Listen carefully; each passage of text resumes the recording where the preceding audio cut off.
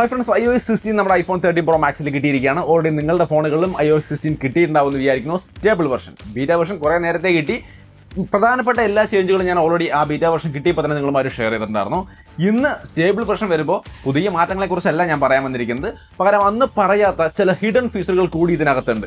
എല്ലാം അരിച്ച് പെറുക്കിയല്ല, ഇമ്പോർട്ടൻ്റ് ആയ ഒരു 10-15 എണ്ണം ഞാൻ ഇന്നിവിടെ പറയാൻ പോവാണ്. നിങ്ങൾക്ക് വളരെ യൂസ്ഫുൾ ആയ ഹിഡൻ ആയിട്ടുള്ള, ഞാൻ മുമ്പ് പറയാത്ത പുതിയ ഫീച്ചറുകൾ എന്തൊക്കെയാണെന്നല്ലേ. പുതിയ ഫീച്ചർ മീൻസ് പുതിയ ചേഞ്ചുകൾ. ഒന്നൊന്നായിട്ട് നോക്കിയാലോ. ആദ്യമായിട്ട് ബാറ്ററി പെർസെൻറ്റേജ്. നിങ്ങൾക്ക് ഇവിടെ കാണാം നമ്മുടെ ഐഫോണിൽ ബാറ്ററി പെർസെൻറ്റേജ് ഇപ്പോൾ നോർമലി മുകളിൽ കാണാൻ പറ്റുന്നുണ്ട്. ഇത് കാണണമെങ്കിൽ സെറ്റിംഗ്സിനകത്ത് ബാറ്ററി എന്ന സെക്ഷനിൽ ചെന്നിട്ട് ബാറ്ററി പെർസെൻറ്റേജ് ഓൺ ചെയ്ത് വെക്കണം.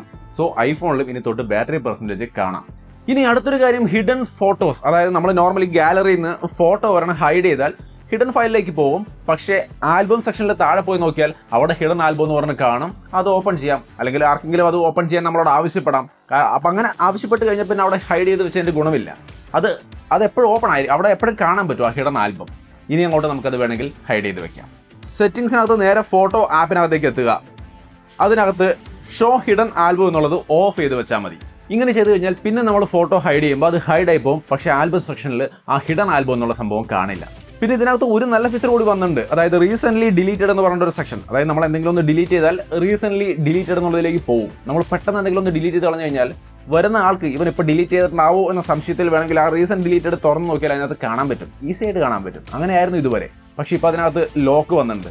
ഇനി ആ റീസെൻ്റ് ഡിലീറ്റഡ് എന്ന സെക്ഷൻ ഓപ്പൺ ചെയ്യണമെങ്കിൽ നമ്മുടെ ഫേസ് അൺലോക്ക് വേണം. സോ അത് നല്ലൊരു ചേഞ്ച് ആയിരുന്നു. ഇനി അടുത്തൊരു ഫീച്ചർ എന്ന് പറയുന്നത് സ്ക്രീൻഷോട്ട് ഷെയർ ചെയ്യാനുള്ളതാണ്. നോർമലി നമ്മളൊരു സ്ക്രീൻഷോട്ട് എടുത്ത് ഷെയർ ചെയ്ത് കഴിഞ്ഞാൽ അത് ഇതിൻ്റെ ഗാലറിയിൽ വന്ന് കിടക്കും. നമ്മൾ ധാരാളം സ്ക്രീൻഷോട്ട് ഷെയർ ചെയ്യുന്ന ആൾക്കാരാണെങ്കിൽ ഗാലറിയിൽ ഇഷ്ടംപോലെ സ്ക്രീൻഷോട്ട് ആയിരിക്കും. ബട്ട് ഇനി ആ പ്രശ്നമില്ല. നമ്മൾ സ്ക്രീൻഷോട്ട് എടുത്ത് ആവശ്യത്തിന് ക്രോപ്പ് ചെയ്ത് ഡൺ കൊടുത്തു കഴിഞ്ഞാൽ കോപ്പി ചെയ്യാനുള്ളൊരു ഓപ്ഷൻ അവിടെ കാണാം. നമ്മളതിൽ കോപ്പി കൊടുത്താൽ പിന്നെ നമുക്കത് ഓട്ടോമാറ്റിക്കലി ഇവിടുന്ന് ആ സ്ക്രീൻഷോട്ട് ഡിലീറ്റ് ആവും. പിന്നെ നമ്മൾ നോർമലി ഏതെങ്കിലും വാട്സപ്പിൽ അയക്കേണ്ട സെക്ഷനിൽ പോയിട്ട് പേസ്റ്റ് കൊടുത്താൽ അവിടെ പേസ്റ്റ് ആവും, സെൻഡ് ചെയ്യാം. പക്ഷേ ഗാലറിയിൽ വരില്ല. സോ ഒരു നല്ല ഫീച്ചറാണ്. ഇനി അടുത്തൊരു നല്ല ചേഞ്ച് എന്ന് പറയുന്നത്, നമ്മുടെ iPhone normally face unlock work ചെയ്യണമെങ്കിൽ ഇങ്ങനെ പിടിച്ചാലേ വർക്ക് ചെയ്യുള്ളൂ. ഇനി ഇത് ചെരിച്ച് പിടിച്ചാലും വർക്ക് ചെയ്യും. ചെരിച്ചോ തിരിച്ചോ കോർണറിലേക്കോ എങ്ങനെ പിടിച്ചാലും ഇത് വർക്ക് ചെയ്യും. നേരെ തലകുത്തി പിടിക്കുമ്പോഴും വർക്ക് ചെയ്യുമെന്ന് പറഞ്ഞു കേട്ടിട്ടുണ്ടെങ്കിലും അത് വർക്ക് ചെയ്യുന്നത് ഞാൻ കണ്ടില്ല. എൻ്റെ ഫോണിൽ വർക്ക് ചെയ്യുന്നില്ല. ബട്ട് ഇങ്ങനെ ചെരിച്ചൊക്കെ പിടിച്ചാലും അത്യാവശ്യം ഈ ഒരു ഫേസ് അൺലോക്ക് വർക്ക് ചെയ്യും. പലപ്പോഴും അത്യാവശ്യമായിട്ട് വേണമെന്ന് തോന്നിയ ഒരു ഫീച്ചറാണത്. ചില സിനിമകളൊക്കെ കണ്ടുകൊണ്ടിരിക്കുമ്പോഴൊക്കെ ഇങ്ങനെ ലോക്ക് ചെയ്തിട്ട് പിന്നെ അൺലോക്ക് ചെയ്യുന്ന നേരത്ത് ഫോൺ തിരിച്ച് ഇങ്ങനെ പിടിച്ചിട്ട് അൺലോക്ക് ചെയ്തിട്ട് പിന്നെ തിരിച്ച് പിടിക്കേണ്ട ഒരു അവസ്ഥ ഉണ്ടാവാറുണ്ട്. ബട്ട് ഇനി ആ പ്രശ്നമില്ല. ചെരിച്ച് പിടിച്ചാലും അൺലോക്ക് ആവും, ഫേസ് അൺലോക്ക് വർക്ക് ചെയ്യും. പിന്നെ ഇതിനിടയ്ക്ക് വീഡിയോ ഇഷ്ടപ്പെടുകയാണെങ്കിൽ ലൈക്ക് ചെയ്യാൻ മറക്കാതെ ലൈക്ക് ചെയ്ത് വെക്കുക. പിന്നെ വീഡിയോ ഇഷ്ടപ്പെട്ടാൽ സുഹൃത്തുക്കൾക്കൊക്കെ ഷെയർ ചെയ്ത് കൊടുക്കാം. ഇനി അടുത്ത ഒരു സംഗതി, സഫാരി ബ്രൗസറിനകത്ത് ടാബ് പിൻ ചെയ്യാനുള്ള ഒരു ഓപ്ഷൻ വന്നിട്ടുണ്ട്. അതായത് ഇമ്പോർട്ടൻ്റ് ആയ ചില ടാബുകൾ നമുക്ക് വേണമെങ്കിൽ ഇതുപോലെ പിൻ ചെയ്ത് വെക്കാം.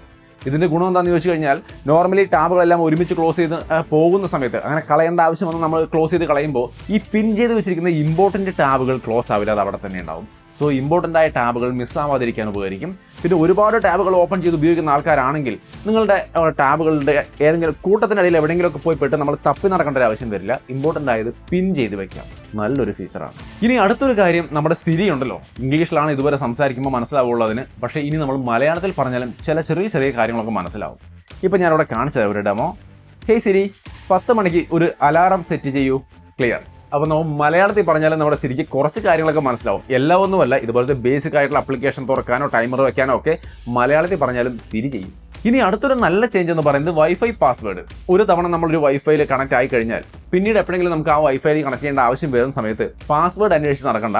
ഇതിനകത്ത് പാസ്വേഡ് ഉണ്ടായിരിക്കും. ഇവിടെ കാണുന്ന പോലെ ആ പാസ്വേഡിൻ്റെ ആ വൈഫൈയുടെ ഭാഗത്ത് എത്തിക്കഴിഞ്ഞാൽ ആ പാസ്വേഡ് എന്നുള്ള ഓപ്ഷനിൽ ടാപ്പ് ചെയ്താൽ ഫേസ് അൺലോക്ക് ചോദിക്കും. നമ്മൾ ഫേസ് അൺലോക്ക് വെച്ച് കൊടുത്താൽ ഈസി ആയിട്ട് അതിൻ്റെ പാസ്വേഡ് കാണാം. സോ വൈഫൈ പാസ്വേഡുകൾ നിങ്ങൾക്ക് ഇതിനകത്ത് നിന്ന് ഈസി ആയിട്ട് കിട്ടും. ഇനി നമ്മുടെ ഫോണിൽ വല്ല വൈറസ് അറ്റാക്കോ അങ്ങനെ എന്തെങ്കിലും ഭയങ്കരമായ ഒരു അറ്റാക്ക് നടക്കുന്നതായിട്ട് നമുക്ക് തോന്നി ആ പ്രശ്നമാണെന്ന് കണ്ടു കഴിഞ്ഞാൽ ഫോണിനെ പെട്ടെന്ന് തന്നെ സേഫ് ആക്കാൻ ഓഫ് ചെയ്ത് വെക്കാണ്ട് തന്നെ ഒരു ചെറിയ പരിപാടിയുണ്ട്. പ്രൈവസി ആൻഡ് സെക്യൂരിറ്റി എന്ന സെക്ഷനിൽ നേരെ താഴേക്ക് പോയാൽ ലോക്ക്ഡൗൺ മോഡ് എന്ന സംഭവം കാണാം. ഇത് ടാപ്പ് ചെയ്ത് ഓൺ ചെയ്ത് കഴിഞ്ഞാൽ ഫോൺ കംപ്ലീറ്റ്ലി സ്ട്രിക്റ്റ് ആയിട്ട് അങ്ങോട്ട് നിയന്ത്രണ വിധേയമാകും. ആപ്പിളിൻ്റെ സെക്യൂരിറ്റി സംവിധാനത്തിൻ്റെ നിയന്ത്രണത്തിലേക്ക് വരും. അതായത് വേറെ ഒരു വിധത്തിലുള്ള പരിപാടികളും നടക്കില്ല. ബേസിക് ആയിട്ടുള്ള മിനിമം കാര്യങ്ങൾ മാത്രം നടക്കുന്ന രീതിയിൽ സെറ്റപ്പ് ആവും. പിന്നെ നമുക്ക് ഇത് എടുത്തുകൊണ്ട് പോയി നമ്മുടെ സർവീസ് സെൻ്ററിലോ മറ്റോ കാണിച്ച് കാര്യങ്ങൾ ക്ലിയർ ചെയ്തിട്ട് നോർമലാക്കി എടുക്കാം.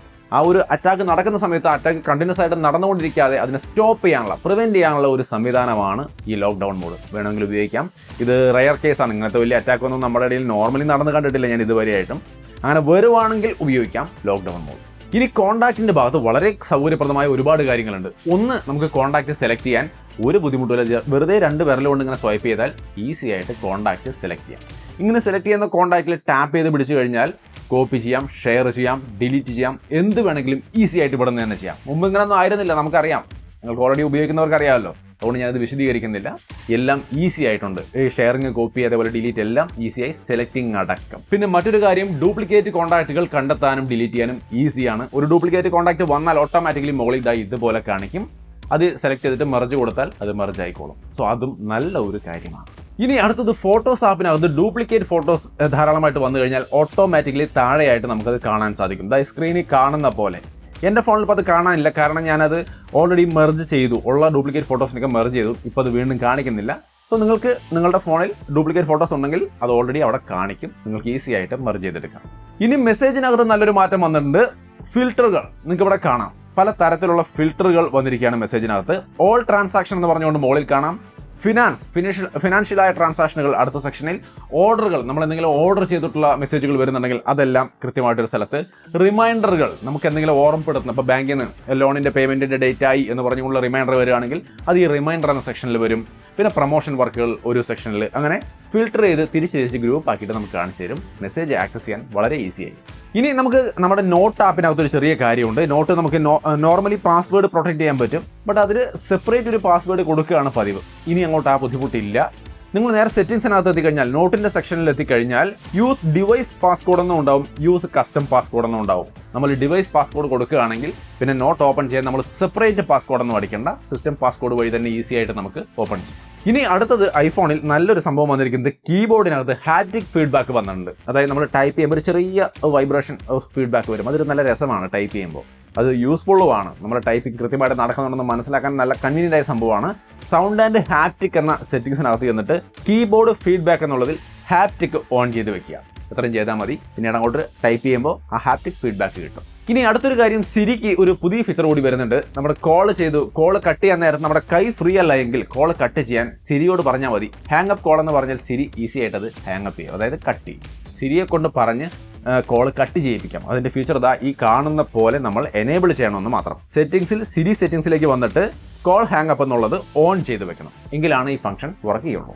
ഇനി അടുത്തൊരു അനോയിങ് ആയ ഒരു പ്രശ്നം, എന്നാൽ സൗകര്യപ്രദമായ അനോയിങ് ആയ ഒരു പ്രശ്നം, അതായത് നമ്മുടെ പവർ ബട്ടൺ കൊണ്ട് കോൾ കട്ട് ചെയ്യാം. ഇത് യൂസ്ഫുൾ ആവുന്നുണ്ട് പലപ്പോഴും, പക്ഷെ പലപ്പോഴും അറിയാണ്ട് കൈതട്ടി കോൾ കട്ടാവുന്ന ഒരു അവസ്ഥയും വരാറുണ്ട്. ഇല്ലേ? അങ്ങനെ വന്നിട്ടുണ്ടെങ്കിൽ ഇനി ആ പ്രശ്നമില്ല. സെറ്റിംഗ്സിൽ ആക്സസിബിലിറ്റിയിലേക്ക് ചെന്നിട്ട് ടച്ച് എന്ന സെക്ഷനിൽ പ്രിവെന്റ് ലോക്ക് എന്ന സെക്ഷൻ നമുക്ക് എനേബിൾ ചെയ്ത് വെച്ച് കഴിഞ്ഞാൽ പിന്നെ ഈ പവർ ബട്ടൺ തട്ടിയിട്ട് കോൾ കട്ടാവുന്ന പ്രശ്നം വരില്ല. പക്ഷേ ഇത് ഒരു യൂസ്ഫുള്ളായ ഫീച്ചറും കൂടിയാണ്.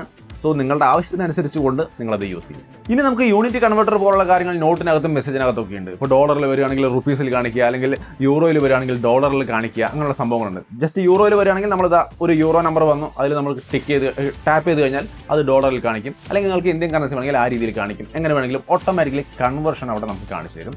അത് നോട്ടിനകത്തും മെസ്സേജിനകത്തും ഉണ്ട്. സൗകര്യപ്രദമാണ് ആ മേഖല ആവശ്യമുള്ളവർ. ഇനി അടുത്തൊരു സംഗതി, നിയർ ബൈ ഡിവൈസ് കൺട്രോൾ ചെയ്യാനുള്ള ഒരു സംവിധാനം വരുന്നുണ്ട്. സെയിം ആപ്പിൾ ഐ ഡി വെച്ചിട്ടുള്ള, ഇപ്പോൾ എൻ്റെ ഐഫോൺ 13 Pro Maxൽ എൻ്റെ ആപ്പിൾ ഐ ഡി ആണ്, 11ലും ആപ്പിൾ ഐ ഡി ആണ്. ഇവിടെ എനിക്ക് എൻ്റെ ഐഫോൺ 11 ഈ 13 Pro Max കൊണ്ട് കൺട്രോൾ ചെയ്യാം. നിങ്ങൾക്ക് ഇവിടെ കാണാം, കണ്ടോ? ഈസി ആയിട്ട്. ഈ ഒരു സംഗതി അടിപൊളിയാണ്. ആക്സസിബിലിറ്റിയിൽ കൺട്രോൾ നിയർ ബൈ ഡിവൈസ് എന്ന സെക്ഷനിലാണ് ഇത് കിടക്കുന്നത്. നിങ്ങൾക്ക് ഇത് കൺട്രോൾ സെൻറ്ററിലേക്ക് വേണമെങ്കിൽ ആഡ് ചെയ്തിടാം. ഇങ്ങനെ ആഡ് ചെയ്തിട്ടുകൊണ്ട് ഈസി ആയിട്ട് മറ്റേ ഡിവൈസ് ഇവിടെ ഇരുന്ന് കൊണ്ട് കൺട്രോൾ ചെയ്യാം. അതിൻ്റെയൊക്കെ ആവശ്യമുണ്ടോ? ആവശ്യമുണ്ടെങ്കിൽ ഉപയോഗിക്കാം. അതും നല്ലൊരു ഫീച്ചറാണ്. ഇനിയും ഇതിനകത്ത് ഒട്ടനവധി ഫീച്ചർ ഉണ്ട്. എങ്കിലും ലാസ്റ്റ് ആൻഡ് ഫൈനലായിട്ട് ഒരെണ്ണം കൂടി ഞാൻ പറയാം.